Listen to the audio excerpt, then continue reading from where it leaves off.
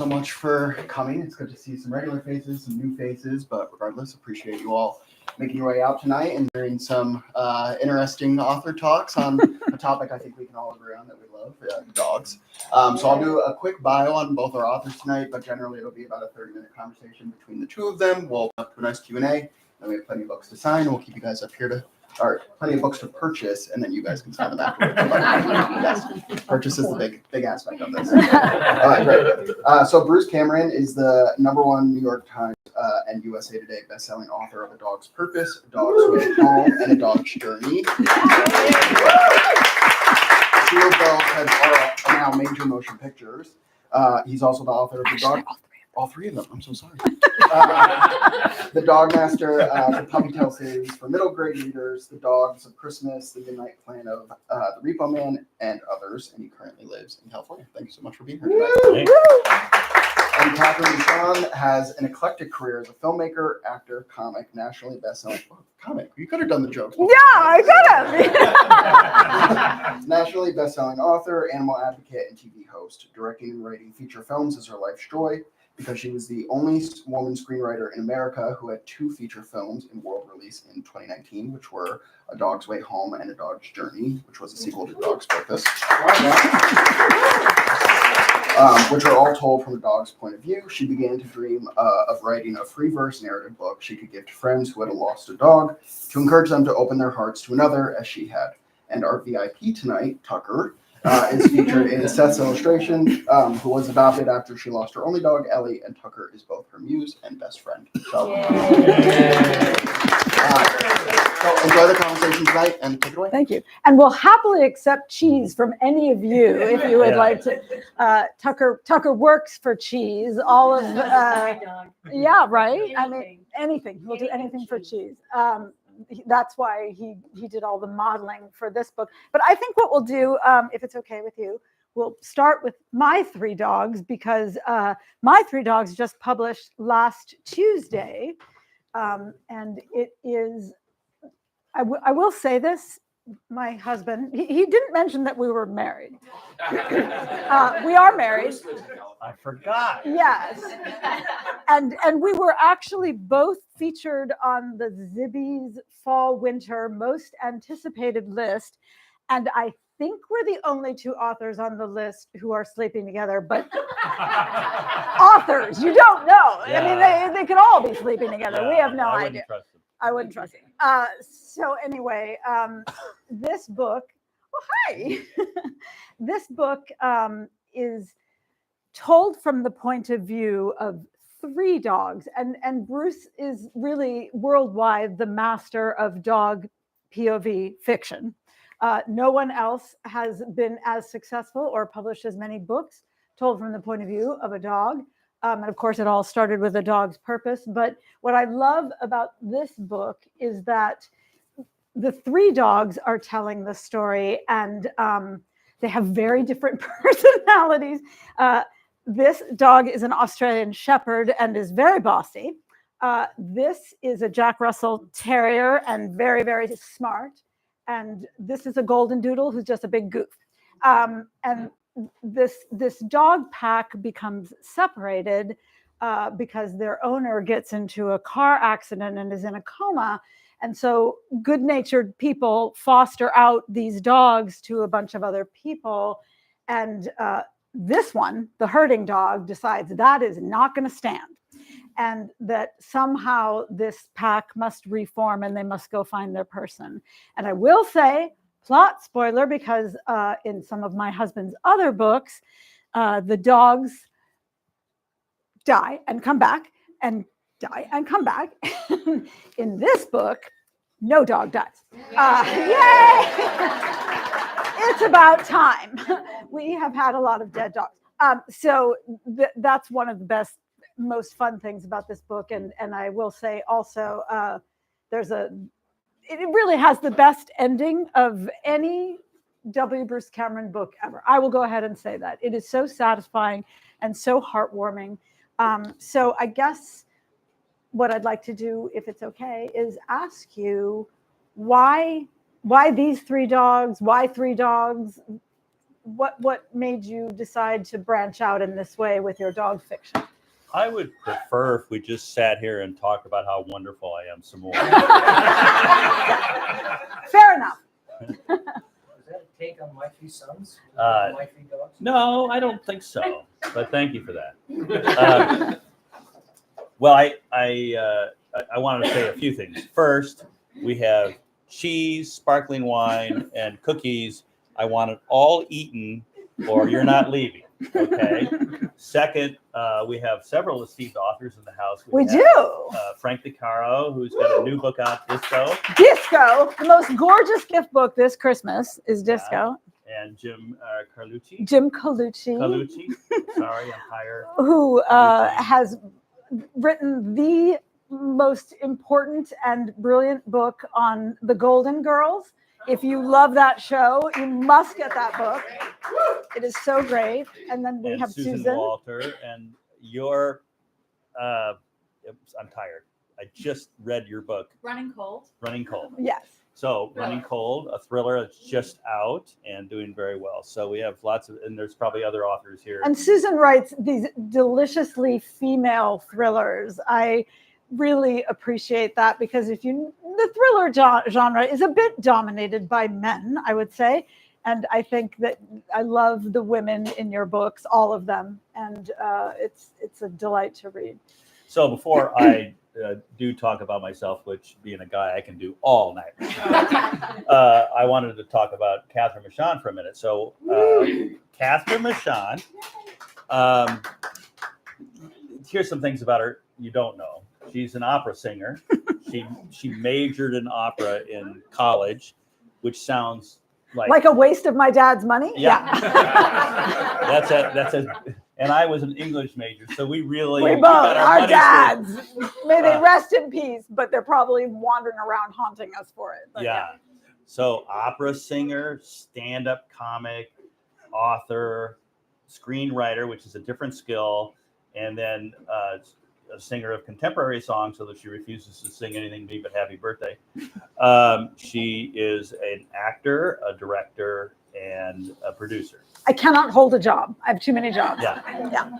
So all these things in one package, and when I met her, I was really intimidated. A Dog's Purpose came along in our lives, and that did really well for us. And I've had so many people say to me, "Oh, A Dog's Purpose really comforted me when I lost my dog." And as much as I love hearing that, I don't think it comforted you right away. Like I would never hand somebody coming back from the vet my book and say, "Oh, this will make you feel better," because the first dog dies on page 35. It's about a reincarnating dog, but to do that, you have to die. So I don't think that's the book you hand people. And we had talked about this for so long that it would be, we're in this business of helping people when their dogs go over the Rainbow Bridge. And hoping that they will open their heart to another dog, which Yes. is the message of A Dog's Purpose as well. Yes. And I'm Still Here came from her thinking that because she has been pretty much running my social media, our social media. And so she knew what people were going through when they lost a dog. And she knew, and she could see the interaction and when people would comfort each other. And she said, I know how to put together a book that would really comfort people. So this is a book I would hand somebody coming back from the vet. And I would say, you're going to feel better because the message here is that your dog's love is still with you. And I believe that. And I believe love is the most powerful force in the universe. And I think it can connect us regardless of where you are in your life cycle, including all the way at the other side of it, at the end of it. So that's I'm Still Here. I highly recommend it. It's a gorgeous book. It's free verse, and There's a very handsome dog on the cover. And Tucker is on the cover. So he's on the cover, and he's throughout the book. He had to do a lot of modeling because I am a film director. I basically did this book like a storyboard. I built the visual story that I wanted to tell to go along with the free verse poetry from the point of view of this angel dog. And so I had to take hundreds and hundreds of photographs of Tucker, all of which he liked, except for the bath sequence. That took a lot of cheese. And then there's also a sequence in the book about sit and stay, which the dog feels are ridiculous requests, and the dog in the book feels that, and Tucker feels that as well. And it's really fun how in the paintings, because I basically just made him sit, and then I kept moving back this very long hallway that we have, and his little face is getting more and more annoyed in each shot. It's like, why do we have to do this? And it really shows up in the paintings, which is a lot of fun. So anyway, you've done a great job of promoting my book. Now I want you to talk about your book and how this book came to you, because books drop into Bruce's head like a COVID virus. Like, it just comes and he's infected and then he writes a book, and he's very prolific. And I'd like to know how this one dropped in. So I had written about pack dynamics among wolves when I wrote my historical novel about the Paleolithic. Pack dynamics among dogs. The Dog Master, which is an excellent book. Thank you. Among dogs has always fascinated me, and I wanted to write a book about a pack of dogs from the perspective of being in the pack. And then I thought, what would be the reaction if these dogs, what would the dogs think if they were separated by well-meaning people who are just trying to take care of them, and fostered out separately. Riggs, the Australian Shepherd, is a herding dog. To Riggs, order means getting the herd back together, and the same goes for the pack. So Riggs can't let this stand. Now, the other two dogs, Luna, we always talk about Jack Russells as having so much energy. If you get a Jack Russell and you make the mistake of leaving them alone in your home for 3 hours, when you come back, it's going to look like the government has tossed the place, looking for tax violations or something. Everything's going to be torn up. That is a Jack Russell Terrier, but they're also whip smart. And when these dogs are first left alone, they don't know what has happened. They just know that their person hasn't come home. And then there's no one there the next day. And there's no one there the next day. So now you're dealing with how does a dog pack survive locked in a house with no humans to help them? And it's up to Luna, the Jack Russell Terrier, to solve that problem, to figure that out. And then there's Archie, this goofy dog Archie, 8-month-old Labradoodle, which means basically a puppy, and full of joy and really willing to go along. And it is Archie, I think, who tugs at our heartstrings the most, because Archie just keeps winding up being taken care of by families where a dog is just doesn't fit in to the lifestyle. And so, but Archie just says, well, this is what people want from me. So I wanted to write a book in which I picked up a cough.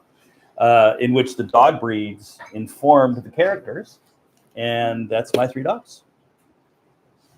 And I will say, the reader reviews on this one have been off the charts. And my sister loved it. Yeah. Cousin loved it. No, we don't count it. Our family is our worst critics, actually.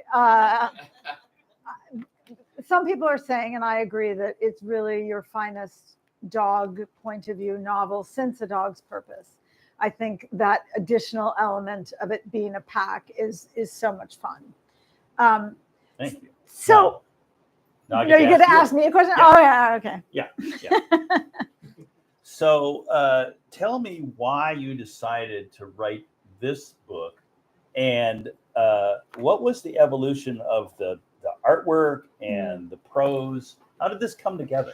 Well, it's actually not prose. It's actually free verse poetry, which is, I love free verse poetry, but I understand that there are no rules. So how do you define free verse poetry? It's free verse. Like, I could just say, want to go to dinner. That's a free verse poem. Like, it's a very loose definition, right?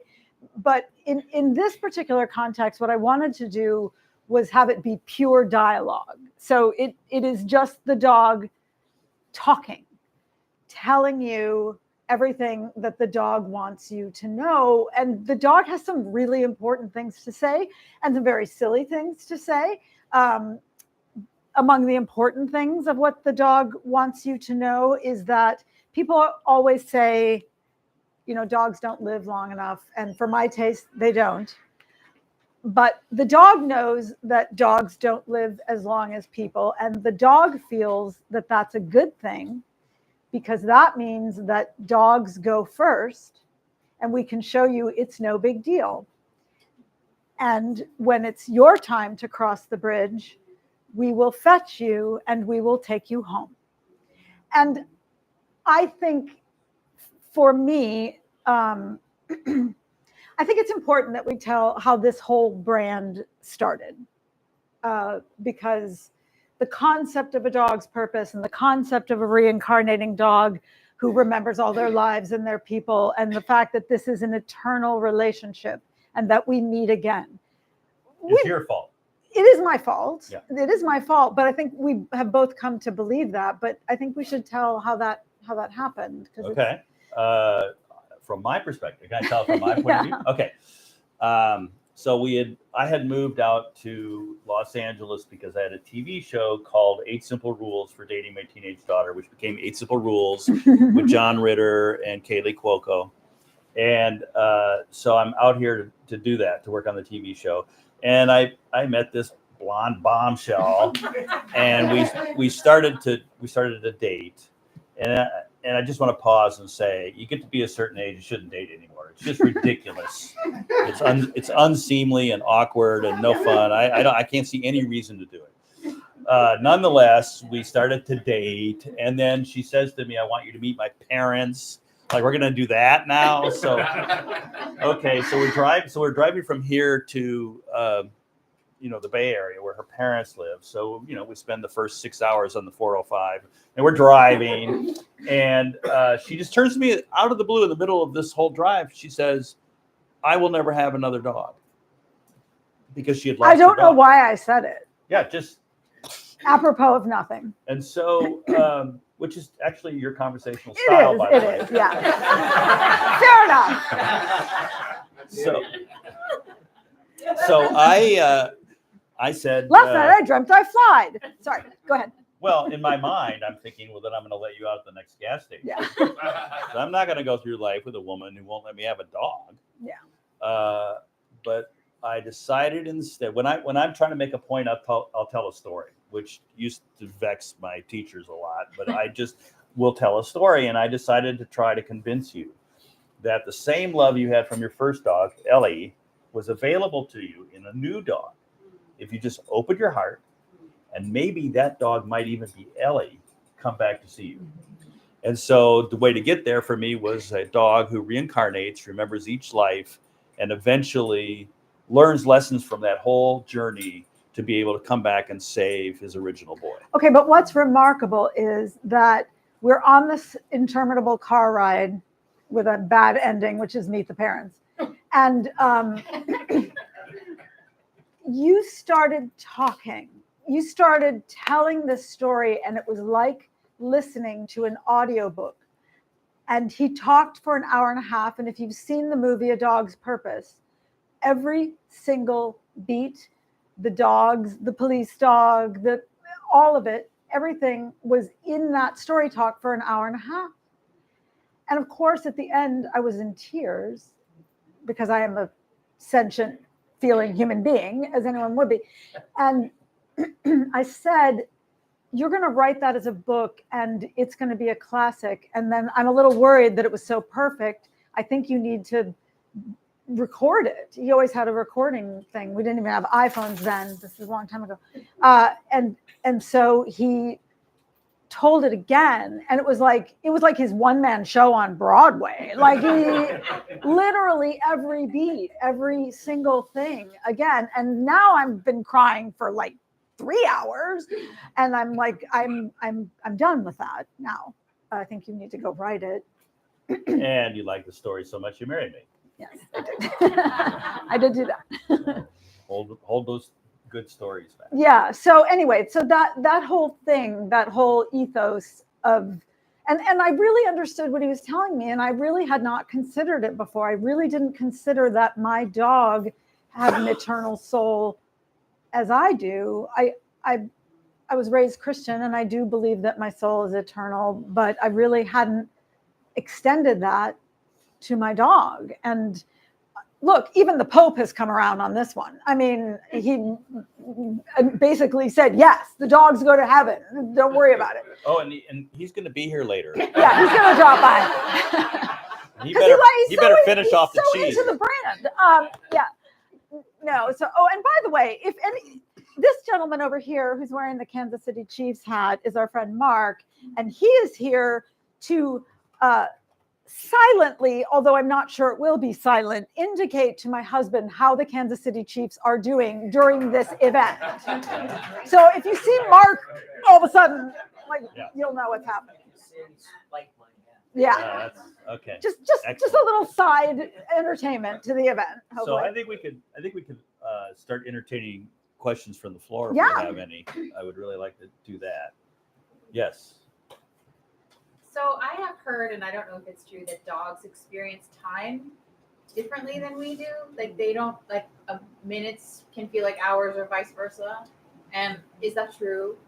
And do you work that into your narrative? I love that question. Is it true? Well, that's where you get into the fact that all of this is speculation. Like I don't really think like a dog. I mean, I try to do everything I can think of. I mean, he is a man, so he's already got a leg up on it. I carried a tennis ball around in my mouth, and I dug up some shrubbery, but I don't exactly know. I do know they don't know minutes.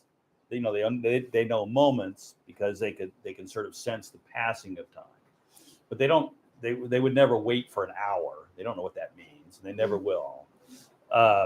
I think for a dog, time slows way down when we are out of the house.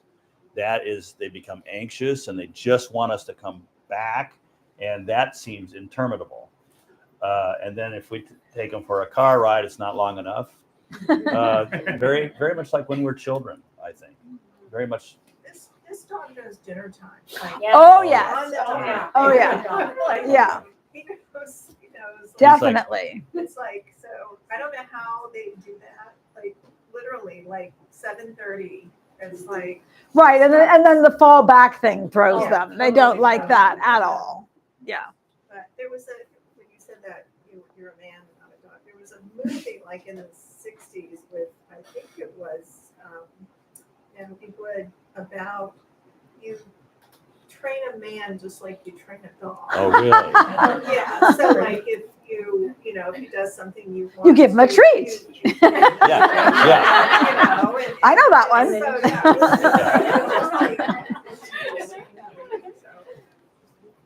curious if you've always been interested in dogs and if you're looking for a way to incorporate them into your professional lives or how that came about.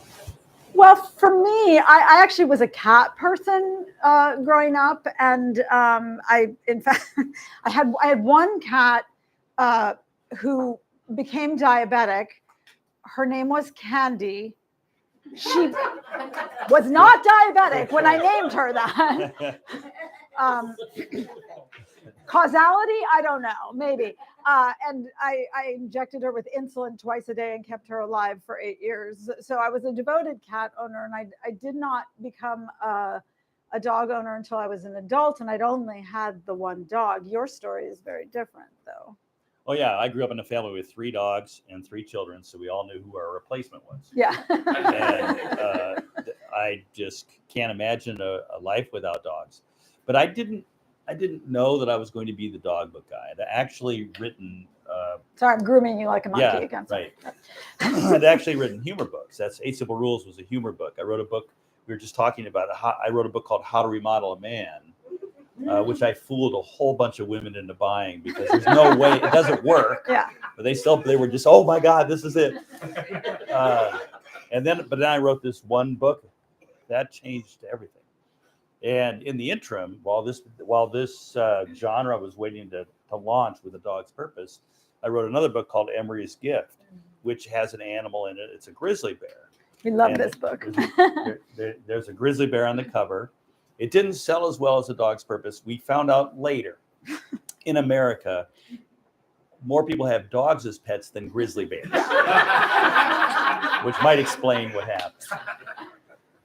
But so the answer is kind of, I don't know. I don't think so. Jake Hogan has a question. As writers, how do you decide, you're writing dogs, you're anthropomorphizing them, or at least bringing their dog vanity or whatever it is to life. Mm-hmm. How do you separate the idea of a dog character versus a human? How do you differentiate human versus dog? Well, I'll answer in terms of the screenwriting, which we do together. I've really only written the one dog book. I think it is the most fun character you could ever want to write would be any version of a dog because of their innate optimism, how they tilt towards joy, how really their purpose is to teach us how to be in the moment. One of the last lines in a dog's purpose is the dog saying, "Be here now," which is a sort of a famous phrase, but really is the essence of their philosophy. So it's like, I'm a dog. Geez, they're so able to just focus on whatever's real and whatever's happening, and that is so different than how human beings are. Dogs don't worry about their taxes. In my book, the dog talks a lot about fear and how ridiculous people are about fear, because the dog says dogs fear things like baths, but once the bath is over, we're like done with it. And people seem to spend too much of their lives in fear, and how fear chases away joy and fear chases away love. And if you ever wanted a profound spiritual lesson, that's it, because that really is the thing that holds us up as human beings, is getting trapped in fear, and dogs don't do that. So that's what's been a delight for me as a screenwriter in writing these characters. And when we write those movies, so much of the writing actually happens in post, because it really depends on what we get in picture, and you can look at a sequence and you can look at the dog and what it's expressing to camera and have a completely different version of what that dog's going to say than what you wrote in the script, because it's right there on their face. They're such delightful actors to work with because they really are present. That's what you want out of human actors, but they give it to you all the time. Yeah. Well, it's a two-parter. Okay. Okay.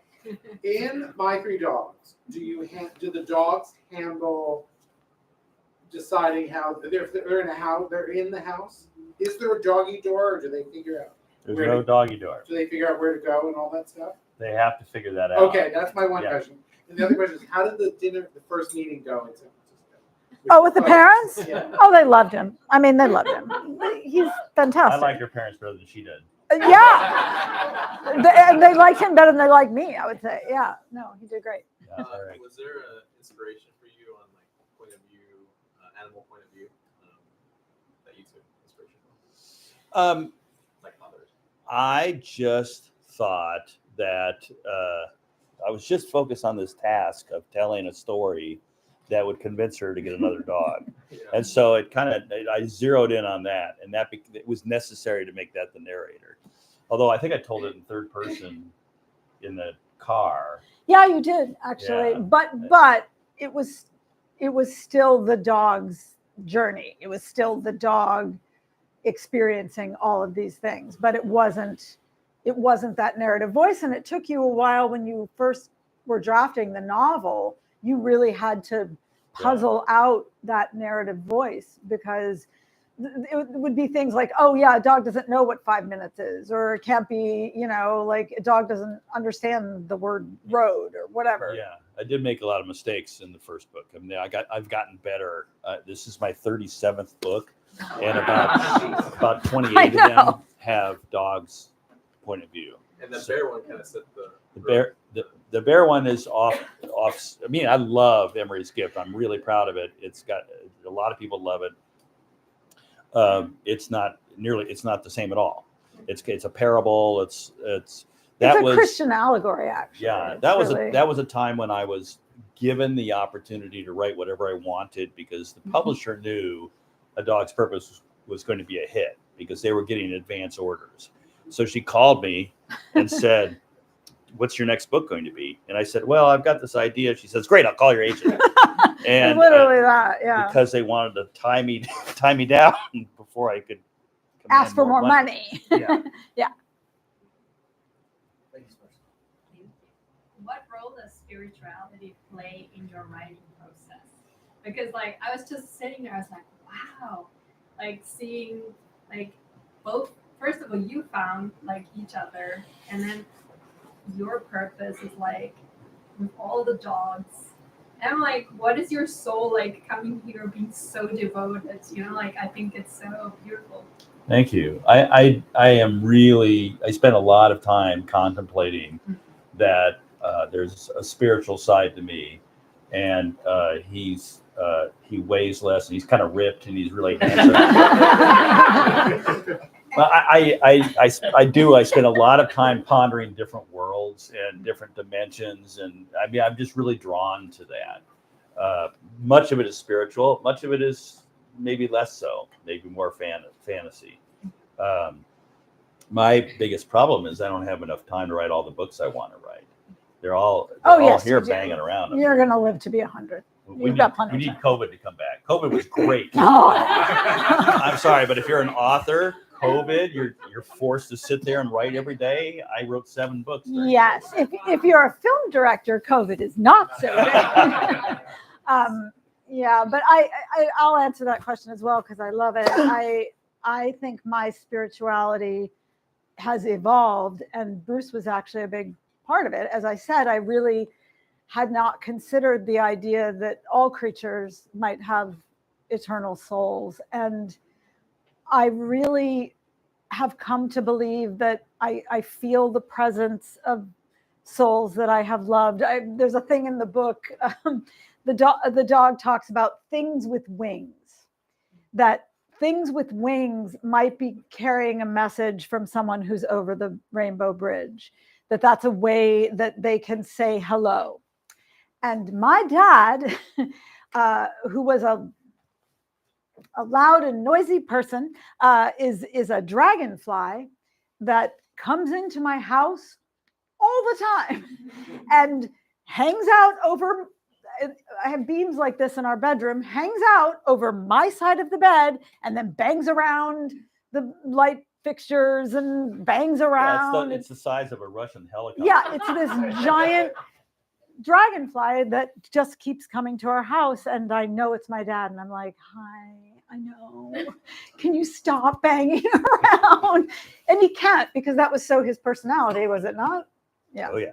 So I have come to feel more of a connection with the idea of souls that have passed, and my soul, and what it means, and soul connections. And I do feel a soul connection with Bruce. And I do feel that what we've been able to do together, both with the books and the movies, I mean, for one thing, adoption is a lot more common since A Dog's Purpose came out in 2017. It has grown enormously, and we have always made sure that these films were very much about rescue and adoption. And we know that good people breed dogs, but we're very much against backyard breeders. And there's just a lot of things that are sub rosa in all of these books and the films. And I feel like we've been able to make a difference. And that is, if you can do something like that with your work, that's a real blessing. And so I'm glad for that. Yeah. How would you each describe your writing style, in terms of your day-to-day working? Oh, that's ugly. When I hear you say the number of books, yeah. I have to live to be okay, I'm going to start. No, I'm normal. I procrastinate. Oh, no. Okay, so she had a contract to write a novel before this book. It's called The Girl Genius Guide to Sex with Other People. It's a really funny book. She had the contract to write this novel. And I would say to her things like, so your book is due February 8th. How many pages a day would you have to write to turn it in on February 8th? And she'd do this. So then one day she says, I'm going to write the book. And she sat on this couch and just started writing. With a 5-pound box of chocolates. And she had a 5-pound box of chocolates. She's eating chocolate. She's just writing away. When she was done, we had to throw away the couch. So she just destroyed it. So I'm like, okay, that's her method of writing. Right. We have said that for Bruce, it's like he's running a marathon and he knows what his mile rate is and how fast he should run a mile. And he's got to run 26 miles and it's clock. And he's doing it. I do it like the running of the bulls of Pamplona. I'm just like, ah! Like that's so we could not be more different. Cheers to that. Yeah. Do you have a time of day that you set aside for writing? I start every single day. I this is recommended to anybody who wants to write. Get going early on procrastination. You got to get right on that. So I will procrastinate until it's time for self-loathing, and then it's time for lunch. Then there's always a nap after lunch, and then when you wake up from a nap, you don't feel like writing. And then it's pretty close to dinner time. That's my writing style. Not true. I mean, that's funny, but it's not true. He's very disciplined. And when he is heads down, he is heads down. And he's actually done something really interesting, which was because he had some hand pain, a lot of typing. He does 7 drafts of every book. He started doing voice dictation, which kind of goes back to the car ride to meet the parents. He's actually so smooth and so good at it.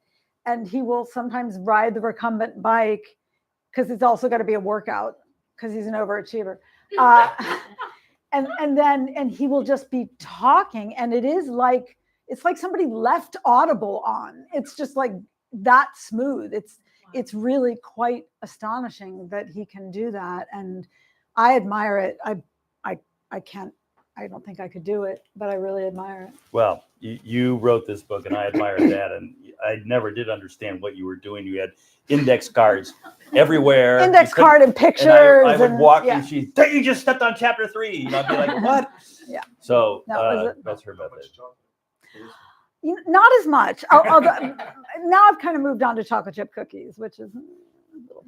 I have a question. Yeah. So you mentioned that you loved cats.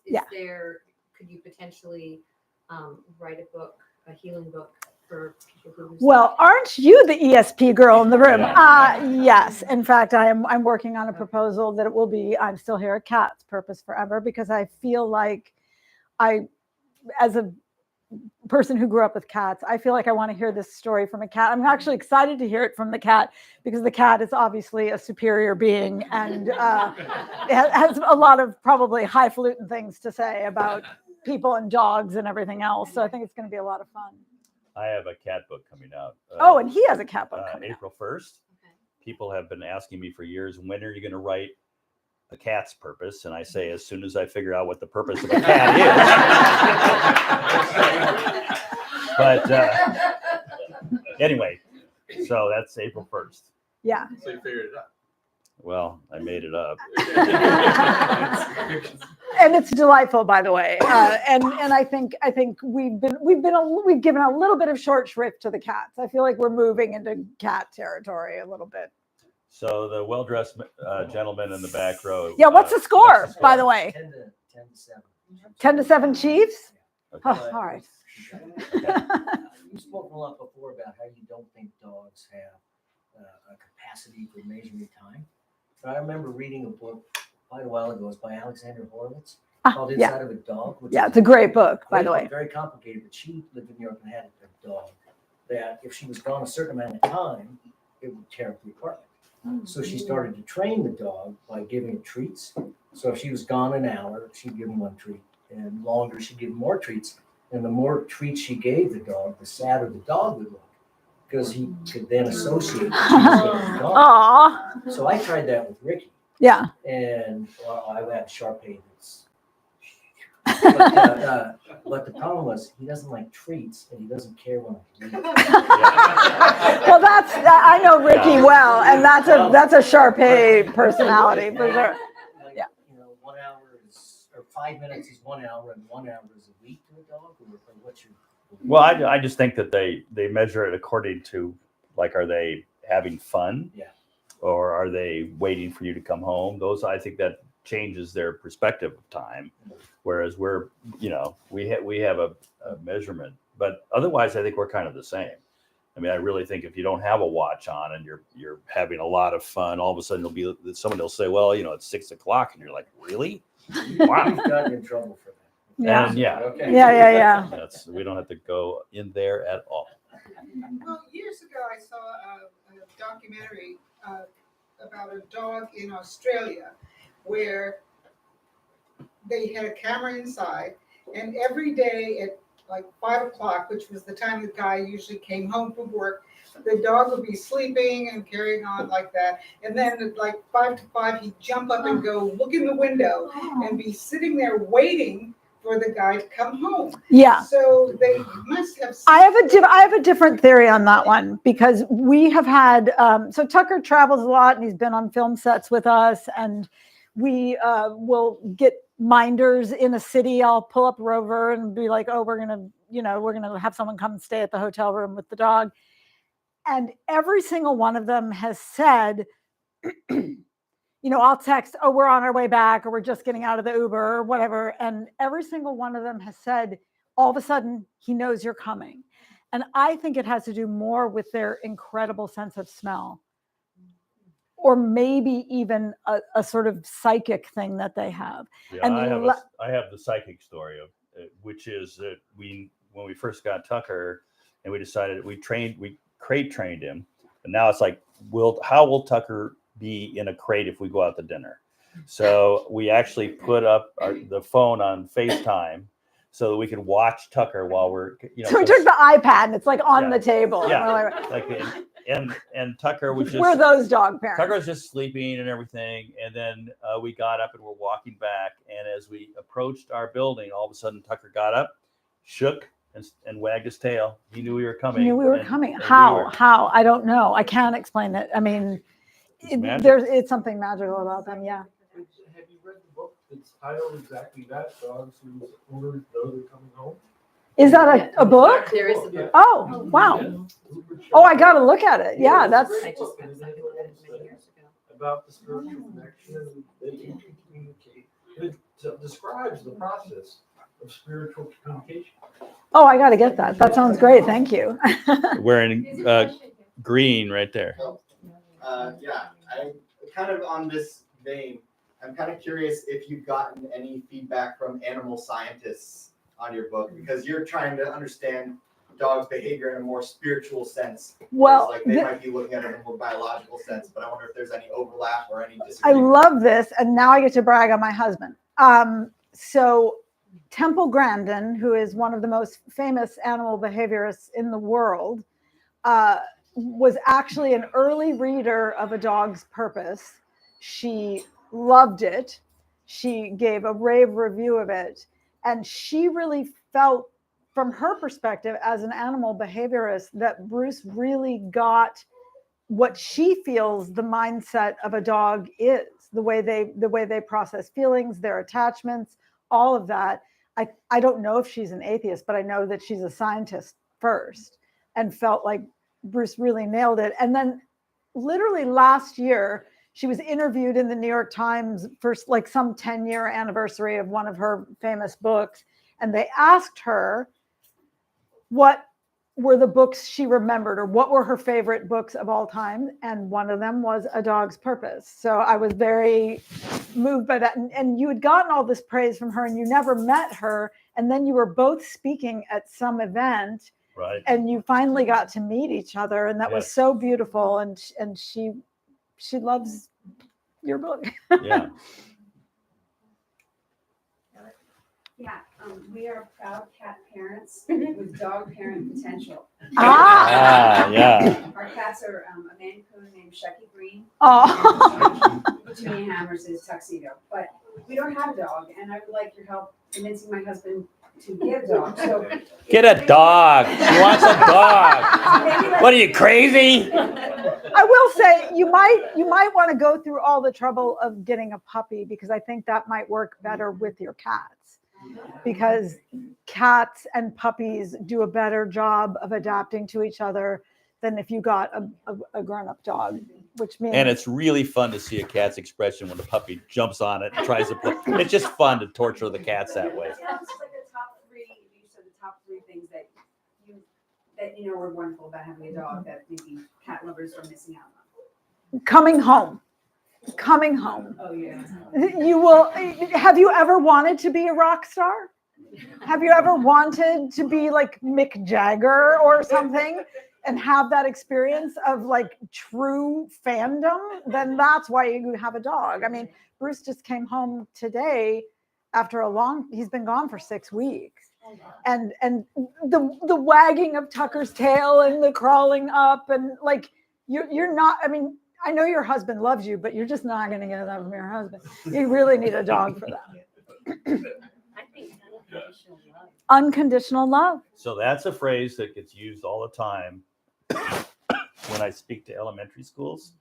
I've been to about 50 this year, which is because I want to keep my viral load as high as possible. That is the answer that always comes up when I ask someone your age, Isabella, why do we love dogs? They'll say, eventually, they'll say things like cute and snuggly, and they'll eventually say unconditional love. And I think there's a different answer with the same words. I think we love them unconditionally. If your dog pees on your carpet and does that 4 times in 1 week, you just accept that. Yeah. Now, if your husband pees on the carpet 4 times in 1 week, that's more conditional. Yeah. What, your dog humps the neighbor's leg, that's fine. But if your husband humps the neighbor's leg, so you can see there are conditions we put on human love, but we love dogs unconditionally. And what a great thing to teach us. Yeah. Teach us how to open our hearts so unconditionally to another creature. And then think if we could apply even a part of that to loving one another that way. Think how wonderful the world would be. Yeah, there's a lot of work with children their age, working with animals to develop empathy towards other people. And there's a lot of educational things there. But what I was actually thinking was there's a lot of these studies now and these things about teaching dogs English words. You know. Well, they do speak English. Yeah. I mean, and there's people like that can teach them 100 words or 300 words, and they'll literally, like type out something. Where they push mommy leave me sad. Yeah. And they can literally, create these sentences like this. So I was wondering if you delved into that type of, when you were talking about getting a voice for the dog, I was driving down a country road and I saw a sign that said "Talking dog for sale, $5." So I decided to check that out. So I drove up the driveway and I get out of the car and there's a dog lying in the sun. And I said, "Oh, I suppose you're the talking dog." And the dog says, "As a matter of fact, I am." And I was just staggered. And I said, "Well, you have to tell me your story." And the dog says, "Well, when it was discovered that I could speak several languages, I was sent overseas and I worked in military intelligence. And it was my job to go behind enemy lines, listen to the plans, and then come back and tell the commanding officer so we would be ready.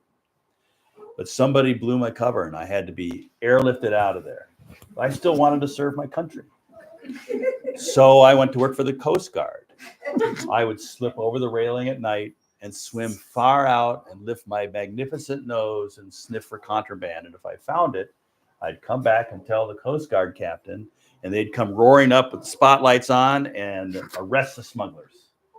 But honestly, it felt like the cold was seeping into my bones. And after a while, I said, I've got to get out of the water. So I came here, and now I work for the fire department. And whenever there's a fire, I rush into the flaming building and I look for survivors. And if there's somebody trapped in there, I come running back out and tell the captain of the fire crew so they can go in and save that person. So I'm listening to this. I'm astounded. And a man comes up and I turn and I said, "Is this your dog?" He says, "Yeah." I said, "Your dog can talk." He says, "Yeah, I know." And I said, and let me just get this straight. And you're selling this dog? He says, yeah. I said, for $5. And he says, yeah. I said, okay, I got to ask, why so cheap? He says, because the dog's a liar. He never did any of that.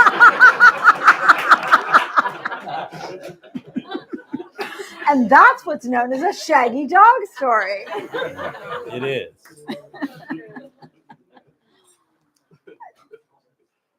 So I think are we winding does down? anyone have one more question and then we wind down, or are we just wound out? Did you get your I question? have one question and Okay. more about the writing process. And that is, so you're in the car and the story seems like it's just flowing through you. And you've written so many books. I mean, I've had the experience, I don't know about the other writers in the room, where I'll write something and hours have gone by and I'll read it later and I'm like, who wrote that? Like, Yeah. it's kind of almost like out of body, like channeling. Is that a word Uh-huh, that we use? Yeah. And have you had that experience? And how else? Like, So A Dog's Purpose was different. All my books, generally, it's like a mouse running a maze. I go as far as I can until I hit a dead end. And then I go back to where it was working and go forward from that point. A Dog's Purpose was different. It came geysering into my head like it was streaming, like it was like Netflix. And I think I know why. When I got my TV show, I was really arrogant. I thought, I'm the man. I got a show on the air. I'm walking around this town like I own the place, right? And that arrogance stemmed from this sense that I had accomplished all that on my own. And then we hit a long dry spell and I wasn't selling anything. And I felt after a while that, I'm not asking for any help from anybody or any being. And so I lifted my eyes heavenward and I said, I've made the mistake of believing that this God-given talent is all me. And it's not. It's a gift that I've always had, and I don't know why. I've always been able to make up stories. I've always had that going. And so when I opened my heart and said, I need help, with a very short period of time later, I'm driving in the car with her and talk about help. I got an entire novel just downloaded into me. So that's the process for that book. The rest of them are all pretty painful. And I certainly have had that experience, both of reading something and saying, this is surprisingly good. And also reading it and say, who wrote this? Because I didn't write this. This is terrible. So I think what's going to happen now is if you're interested in getting a signed book. But can I just say thanks to all of you for such delightful questions. It was a beautiful conversation. And I publish a book about once every 20 years. So for me. So save the date. Yeah. The cat one might come a little faster. But anyway, this was a privilege for me to hear your questions and to have this conversation with you. So thank you. One more thing. We took Tucker's paw and sent it to a manufacturer of stamps, and they made a paw print. So I will stamp your book with Tucker's It is his actual authentic paw print. You can buy a kit on Amazon for like $20 and get your dog's paw print. It's worth it. So Mike, what happens next? Great. So we'll keep you guys perched there. Okay. Books up front to sell. And thank you so much. Okay.